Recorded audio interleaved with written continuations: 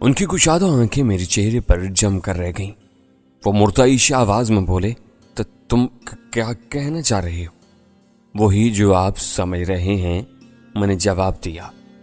میں ایک police officer کی جان لینے کے مشن پر ہوں اور الفردوس میں میری موجودگی اسی سلسلے کی کڑی ہے۔ صاحب صاحب کی حیرت میں کچھ اور اضافہ ہوا اور وہ عجیب لہجے میں بولے، جو کہنا چاہتے ہو کھل کر کہو۔ میں نے سپاٹ لہجے میں کہا، میں آپ ہی کے قتل پر مامور ہوں جناب۔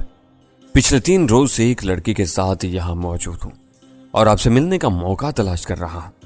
میرے الفاظ کسی دھماکے سے کم نہیں تھے۔ صاحب صاحب کے ہونٹ سکڑ گئے، اس کے ساتھ ہی میرا ہاتھ رینگ کا ریوالور سے قریب تر ہو گیا۔ میں صاحب صاحب کا پرستار تھا اور وہ میرے قدردان تھے، لیکن یہ موت اور زندگی کا معاملہ تھا اور اس سے میری بہن کی جان اور آبرو بھی نتی تھی۔ میں کوئی رسک نہیں لے سکتا تھا۔ اگر صاحب صاحب مجھ پر قابو پا لیتے تو میں یہ بازی ہار جاتا اور نتیجے میں زمانے بھر کی سختیاں میری پھول جیسی بہن پر چڑھ دوڑتیں۔ میں یہاں خود کو صاحب صاحب کے حوالے کرنے نہیں آیا تھا، ان سے ایک ڈیل کرنے آیا تھا اور اس ڈیل کے دوران بہرحال مجھے واپسی کا راستہ کھلا رکھنا تھا۔ بے شک صاحب صاحب مجھے اس چھت تلے امان دے چکے تھے، لیکن خود کو 100% ان کے رحم و کرم پر چھوڑنا میرے لیے ممکن نہیں تھا۔ ہاں صاحب صاحب، میں نے سلسلہ کلام جوڑتے ہوئے کہا، میں آپ ہی کے قتل پر مامور ہوں اور یہ بھی آپ جان چکے ہیں کہ یہ ذمہ داری اٹھانے پر کیوں مجبور ہوا ہوں۔ اب بتائیے مجھے کیا کرنا ہے، اور میرا جو گناہ ہے وہ بھی مجھے بتا دیجیے۔ اگر اپنے جرائم کی سزا میں جیل کاٹنا میری ذمہ داری تھی تو کیا جیل سے باہر میری آبرو کی حفاظت قانون کی ذمہ داری نہیں تھی؟ اگر تھی تو پھر میری بہن کو کیوں اغوا کیا گیا؟ کیوں اس حرامی قادر زمان کے عشرت قدے میں وہ پہنچی اور کیوں اب تک وہاں ہے؟ صاحب صاحب، آپ مجھے اچھی طرح جانتے ہیں۔ آپ جانتے ہیں کہ میں کیسی آگ سینے میں چھپائے ہوئے ہوں۔ 3 برس پہلے لاہور جیل میں اس آگ کو آپ نے اپنی باتوں سے مدھم کیا تھا۔ اب یہ آگ پھر الاؤ بن کر مجھے چاٹ رہی ہے۔ میں سچ کہہ رہا ہوں صاحب صاحب، اس دفعہ بہت کچھ جل جائے گا۔ میرا لہجہ بتدریج کرخت اور تند ہو رہا تھا۔ اچانک بیرونی دروازے پر دستک ہوئی، ہماری گفتگو کا سلسلہ منقطع ہو گیا۔ صاحب صاحب نے اٹھ کر دروازہ کھولا۔ دوسری طرف الفردوس کا مینیجر تھا۔ میں نے اسے اس کی آواز سے پہچانا، وہ خاصا گھبرایا ہوا تھا۔ میرے کان دروازے کی دوسری جانب سے آنے والی آوازوں پر لگ گئے۔ مینیجر کسی حادثے کا ذکر کر رہا تھا۔ گفتگو میں 2-3 بار کار کا ذکر آیا تو میں پوری توجہ دینے پر مجبور ہو گیا۔ چند قدم چل کر میں کھڑکی کی طرف آیا۔ یہاں سے راہداری میں ہونے والی گفتگو مجھے واضح طور پر سنائی دینے لگی۔ مینیجر صاحب صاحب کو بتا رہا تھا کہ الفردوس میں ٹھہرا ہوا گلزار نامی ایک شخص کار کے حادثے میں جاں بحق ہو گیا ہے۔ اس کے ساتھ ایک اور شخص بھی ہلاک ہوا ہے۔ دونوں کی لاشیں اور تباہ شدہ کار ابھی تھوڑی دیر پہلے نتھیا گلی جانے والی سڑک کے کنارے سے ملی ہے۔ پولیس کی طرف سے مینیجر حسنین شاہ کو بلاوا آیا تھا اور وہ صاحب صاحب سے درخواست کرنے دھمکا تھا کہ وہ متعلقہ انسپیکٹر کو ایک کال کر دیں تاکہ معاملہ الجھ نہ پائے۔ اس کی گفتگو سے اندازہ ہوتا تھا کہ حادثے میں تباہ ہونے والی کار الفردوس کی ملکیت تھی۔ مینیجر حسنین شاہ نہ صرف صاحب صاحب کو جانتا تھا بلکہ ان سے قریبی مراسم بھی رکھتا تھا۔ صاحب صاحب نے اس سے متعلقہ تھانے کا فون نمبر لیا اور کال کا وعدہ کر کے رخصت کر دیا۔ صاحب صاحب کے لوٹنے سے پہلے میں پھر صوفے پر آن بیٹھا۔ وہ آئے تو میں سوالیہ نظروں سے ان کی طرف دیکھ رہا تھا۔ وہ بولے، ایک حادثہ ہو گیا ہے مین روڈ پر، 2 بندے مارے گئے ہیں، شاید ڈرائیور نشے میں تھا۔ پھر وہ ٹیلی فون سیٹ کی طرف بڑھے اور متعلقہ تھانے کے نمبر ڈائل کرنے لگے۔ 3-4 مرتبہ ڈائل کرنے کے باوجود ناکامی ہوئی۔ اس دوران مینیجر حسنین پھر دروازے پر آ دھمکا۔ لگتا تھا متعلقہ پولیس افیسر سے اس کی کوئی پرخاش ہے جس کے سبب وہ تنہا پولیس اسٹیشن جاتے ہوئے کترا رہا ہے۔ مختصر گفتگو کے بعد صاحب صاحب کمرے میں واپس آئے۔ مجھ سے کہنے لگے، مجھے تھوڑی دیر کے لیے مینیجر کے ساتھ جانا ہے، تم اپنے روم میں واپس جاؤ، میں بھی 1 گھنٹے میں تم سے پھر رابطہ کرتا ہوں۔ میں نے اقرار میں سر ہلایا اور ان کے ساتھ ہی باہر راہداری میں آ گیا۔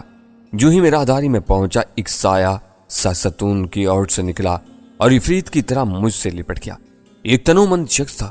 اس نے عقب سے مجھے یوں جکڑا کہ میرے دونوں بازو اس کے جبھے میں آ گئے۔ ایک سفید پوش شخص سامنے سے برآمد ہوا۔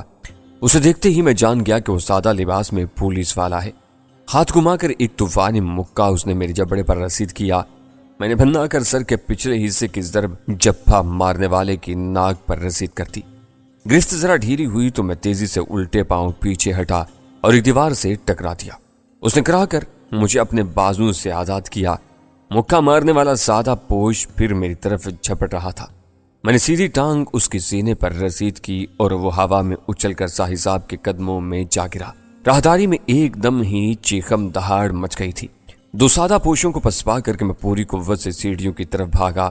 ذہن میں یہی خیال تھا کہ ساحل صاحب نے مجھ سے دھوکہ کیا ہے۔ انہوں نے اپنا وعدہ اس طرح نبھایا ہے کہ نبھا بھی دیا ہے اور توڑ بھی دیا ہے۔ اپنی چھت تلے انہوں نے مجھ پر ہاتھ نہیں ڈالا، لیکن جو ہی راہداری میں نکلا مجھ پر سادہ پوش چھوڑ دیے گئے۔ سرخ قالین سے ڈھکی ہوئی سیڑھیاں مجھ سے قریباً 50 فٹ کے فاصلے پر تھیں۔ مجھے یقین تھا کہ ان سیڑھیوں تک پہنچ گیا تو سادہ پوش میری گرد بھی نہ پا سکیں گے، لیکن ایسا ہوا نہیں۔ ابھی میں نے سیڑھیوں کی طرف نصف فاصلہ ہی طے کیا تھا کہ عقب سے کسی نے چلا کر مجھے رکنے کی وارننگ دی۔ اس کے ساتھ ہی فائر ہوا۔ معلوم نہیں یہ ہوائی فائر تھا یا سیدھا، بہرحال گولی مجھے نہیں لگی۔ فائر ہوتی سیڑھیوں سے 2 اور سپاہی نمودار ہوئے۔ ایک کے ہاتھ میں چھوٹی نال کی کلاشنکوف تھی۔ چند ہی لمحوں میں بدترین صورتحال کا شکار ہو چکا تھا۔ بھاگتے بھاگتے میں نے کوٹ کی جیب سے ریوالور نکال لیا تھا، لیکن دونوں طرف سے گر جانے کے بعد یہ ریوالور چلانا اپنی بدقسمتی پر مہر تصدیق سب کرنا تھا۔ راہداری کے ان وسط میں پہنچ کر میں نے رخ پھیرا اور چند قدم بھاگ کر پوری قوت سے ایک بغلی دروازے کو کندھے کی ٹکر رسید کی۔ ان دروازوں کی چٹخنیاں میری دیکھی بھالی تھیں۔ مجھے یقین کامل تھا کہ یہ ٹکر کارگر ثابت ہوگی۔ مجھے اپنے تخمینے پر شرمندہ نہیں ہونا پڑا۔ کندھے کی ضرب سے چٹخنی ٹوٹ گئی۔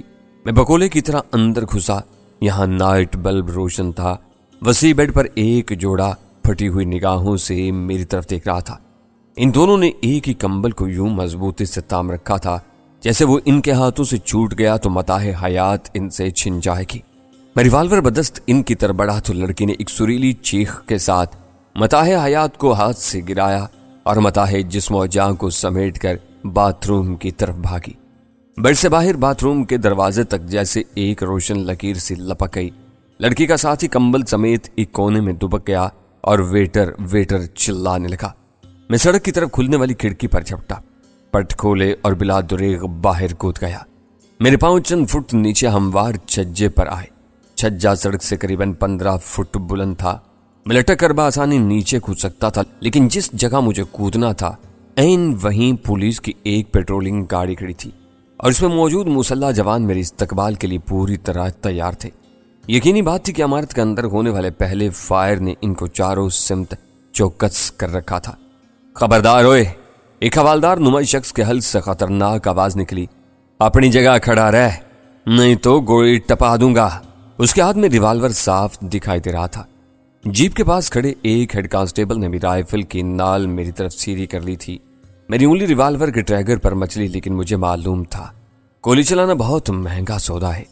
کھڑکی سے سادہ پوش کود کر چھجے پر پہنچے اور انہوں نے 3 اطراف سے مجھے دبوچ لیا۔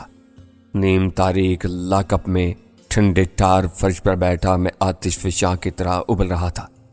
ساحل صاحب کا میری نگاہوں میں ایک مقام تھا، بلکہ اگر میں کہوں کہ میری زندگی کے تند و تیز ریلے کو ایک دھیمی ہموار ندی کا روپ دینے میں میری بہن شفتہ کے بعد ساحل صاحب کا سب سے زیادہ رول تھا تو یہ بے جا نہ ہوگا۔ لیکن ساحل صاحب نے آج مجھ سے جو سلوک کیا تھا وہ کسی طور ان کے شایان شان نہ تھا۔ میری پوری بپتا سن کر بھی ان کے دل میں میرے لیے رحم کی رمق پیدا نہیں ہوئی تھی، اور یہ جان کر بھی کہ قادر زمان اور شنکر شکرا جیسے لوگ میرے گرد منڈلا رہے ہیں، انہوں نے مجھے اعتماد میں لینے کی کوشش نہیں کی تھی۔ موقع ملتے ہی انہوں نے مجھے بے تستو پا کیا تھا اور اس تاریخ حوالات میں پہنچا دیا تھا۔ میرا خیال تھا کہ جب وہ پہلی مرتبہ مینیجر حسنین سے ملنے کمرے سے نکلے تھے تو اسے کوئی اشارہ دے آئے تھے۔ نتیجے میں پولیس موقع پر پہنچ گئی اور جب میں کمرے سے نکلا تو دھر لیا گیا۔ لیکن اب ایک بات مجھے الجھن میں مبتلا کر رہی تھی۔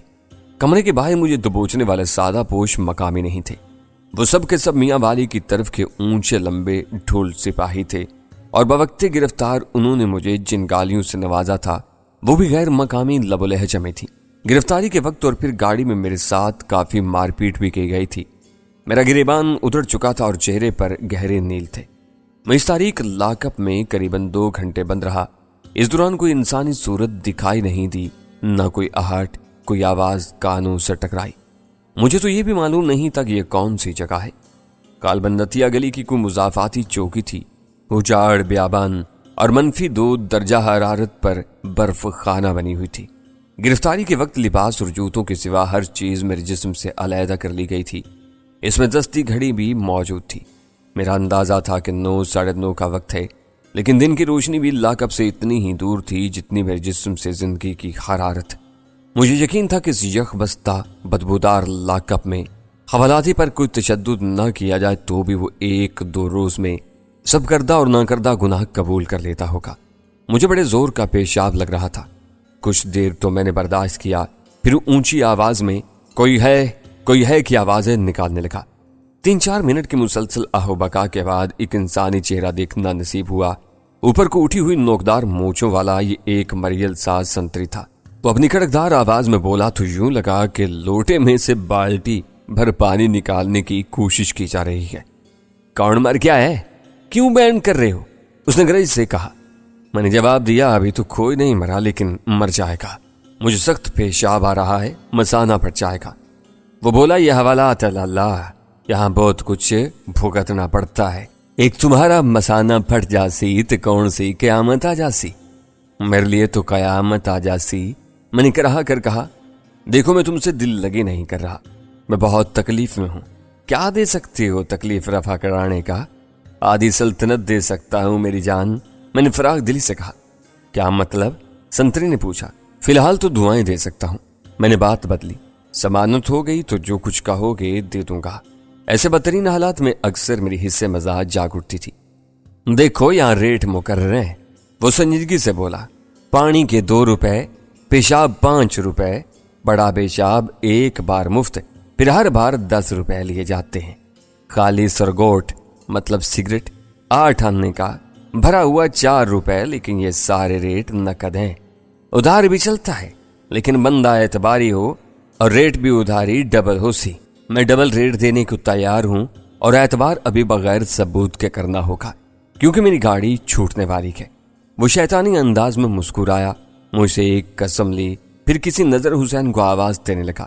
کہیں قریب سے قدموں کی ٹھک ٹھک ابری اور ایک ہٹا کٹا ہیڈ کانسٹیبل رائفل بدوش آن پہنچا۔ اس کی آمد پر مریل سنتری نے ایک قریبی کھونٹی سے چابیوں کا گچھا اتارا اور لاک اپ کا تالا کھولنے لگا۔ میرے اعصاب تن گئے تھے۔ انگلیوں کی پوروں میں وہی سنسناہٹ جاگ اٹھی جو مجھے ہر خطرے سے بے نیاز کر دیتی تھی۔ سنتری نے اپنی دستانہ پوش ہاتھوں سے تالا کھولا اور کھنڈی کی طرف ہاتھ بڑھایا، لیکن اس وقت ایک گرجدار آواز نے ہم تینوں کو گڑبڑا دیا۔ میں نے سر اٹھا کر دیکھا، میرے سامنے اٹک جیل کا 6.5 فٹ لمبا جیلر عادل خان کھڑا تھا۔ یہ وہی تن مزاج شخص تھا جس نے جیل میں نور محمد کے موت کے بعد مجھے اور کالو جانوی کو بے طرح پیٹا تھا۔ ہمیشہ کی طرح اس وقت بھی اس کی آنکھوں میں قہر اترا ہوا تھا۔ اس کے ساتھ ایک مقامی انسپکٹر اور چند دوسرے پولیس والے تھے۔ وہ تیزی سے آگے بڑھا اور مریل سنتری کو اپنے ہاتھ سے دھکیل کر دور ہٹا دیا۔ پاگل کے بچے ہو تم، وہ سنتری برداڑا۔ کس نے کہا تھا تمہیں تالا کھولنے کو؟ پھر وہ انسپکٹر کی طرف گھوما۔ کیا کر رہا تھا تمہارا یہ سنتری؟ جانتے ہو کون ہے جسے باہر نکال رہے ہو تم؟ انسپکٹر نے قہر آلود نظروں سے اپنے سنتری کو گھورا۔ اس نے پہلے تو ایک لرزتا کانپتا سلیوٹ کیا، پھر ہکلا کر بولا، جی بڑے زور کا لگا تھا پیشاب ہی سے۔ اور تم اسے پیشاب کرانے کے لیے باہر نکال رہے تھے؟ عادل خان نے طنزیہ لہجے میں بات مکمل کی۔ جی ہاں، یہ حرامی تم سب کو اپنے پیشاب میں بھاگ جاتا۔ عادل خان نے دانت کچکچائے، پھر اس نے اپنے ہاتھوں سے دروازے کو دوبارہ تالا لگایا اور کچھ دیر مجھے ارنے بھینسے کی مانند گھورنے کے بعد انسپکٹر کی طرف متوجہ ہوا۔ انسپکٹر نے ایک رجسٹر عادل خان کی طرف بڑھا دیا۔ جیلر عادل خان نے کوئی تحریر پڑھنے کے بعد اس پر دستخط کیے اور نگاہوں میں مجھے خوفناک ترین دھمکیاں دینے کے بعد باہر نکل گیا۔ میرا ذہن گھڑ دوڑ کا میدان بنا ہوا تھا۔ سمجھ میں نہیں آ رہا تھا کہ میری گرفتاری کیسے عمل میں آئی ہے۔ اگر یہ سب صاحب صاحب کا کیا دھرا تھا تو پھر یہ جیلر عادل خان آنن فانن اٹک جیل سے یہاں کیسے آن ٹپکا تھا؟ اور رومیاں والی کے سادہ پوش، یہ معاملہ کچھ الجھا ہوا لگتا تھا۔ میں سردی مارے لاک اپ میں دوپہر تک بیٹھا رہا اور خود کو بدترین حالات کے لیے تیار کرتا رہا۔ کسی قریبی کمرے سے جو مدھم آوازیں آ رہی تھیں، ان سے اندازہ ہوتا تھا کہ چند افراد میں گرما گرم بحث ہو رہی ہے۔ آوازوں میں عادل خان کی آواز نمایاں تھی۔ گاہے گاہے وہ بھڑک کر زور سے بولنے لگتا تھا۔ مجھے اندازہ ہوا کہ اس بحث میں اٹک جیل کا ایک اور افسر بھی شامل ہے۔ ایک دفعہ کسی شخص نے ٹرنک کال کرتے ہوئے زور زور سے باتیں بھی کی۔ اسی گفتگو میں میرا نام اور کسی اتھارٹی لیٹر کا ذکر آیا۔ دوپہر کے فوراً بعد حالات نے اچانک ایک بار پھر پلٹا کھایا اور میں ایک بار پھر ششدر رہ گیا۔ بھاری قدموں کی چاپ سنائی دی۔ مقامی پولیس انسپکٹر سمیت 3-4 افراد اندر داخل ہوئے۔ ان میں ساحل صاحب بھی موجود تھے۔ وہ اس وقت پینٹ کوٹ میں ملبوس تھے۔ ان کی نگاہوں میں مجھے اپنے لیے بڑی اپنائیت محسوس ہوئی۔ لاغر سنتری نے لپک کر میرے قفس کا دروازہ کھولا اور میں بھی پھڑپڑا کر باہر آ گیا۔ میری سوالیہ نظریں ساحل صاحب کی طرف اٹھی ہوئی تھیں۔ آؤ، انہوں نے ہمدردی سے میرے چانے پر ہاتھ رکھا۔ میں ان کے ساتھ چلتا ہوا پولیس اسٹیشن سے باہر آ گیا۔ یہاں تاریک شیشوں والی ایک بند وین کھڑی تھی۔ میں ساحل صاحب کے ساتھ اس اسٹیشن وین میں سوار ہو گیا۔ ٹھیک 15 منٹ بعد اسٹیشن وین ایک بنگلے میں داخل ہو رہی تھی۔ یہ نہایت خوبصورتی سے آراستہ ایک کاٹیج نما جگہ تھی۔ نشستگاہ کے شیشوں سے دور تک وادی کا منظر دکھائی دیتا تھا۔ اس وادی کی ایک طرف نتیا گلی اور دوسری جانب مری کی چوٹی نظر آ رہی تھی۔ وادی میں دور و نیچے چمکتی چھتوں والے لاتعداد مکانات تھے اور ان کے درمیان ہریالی اور راستے کی بساط بچھی ہوئی تھی۔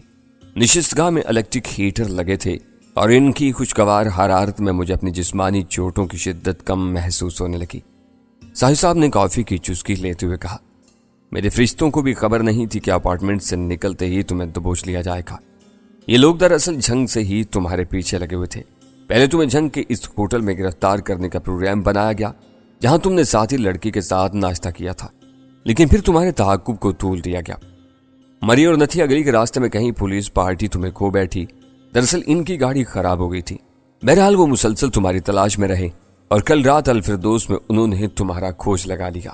اٹک جیل کے جیلر عادل خان ان تمام حالات سے باخبر تھے۔ رات الفردوس میں چھاپے کی نگرانی بھی انہوں نے خود کی۔ میں ساحل صاحب کی گفتگو کامل اطمینان سے سنتا رہا۔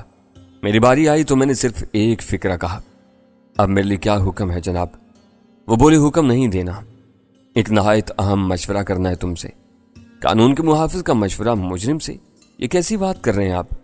وہ بولے، تم مجرم ہوتے تو اس وقت یہاں نظر نہ آتے، اسی حوالات میں ایڑیاں رگڑ رہے ہوتے۔ میں جو اپنی ضمانت پر تمہیں یہاں لایا ہوں تو اس کا کوئی جواز ہے۔ آپ کا یہ جواز بہت سے لوگوں کے لیے قابل قبول نہیں ہوگا جناب۔ آپ کس سے لڑیں گے؟ یہ میرا معاملہ ہے، تم مجھ پر چھوڑ دو۔ بلکہ میرا خیال ہے ابھی ایک آدھ روز تک تم مکمل آرام کرو، کچھ ذہنی سکون ہو تو پھر تسلی سے بات کریں گے۔ ذہنی سکون اور تسلی؟ یہ آپ کیا کہہ رہے ہیں جناب؟ میری معصوم بہن اس درندے کے چنگل میں ہے۔ کاش آپ میری جگہ کھڑے ہو کر سوچ سکتے، کاش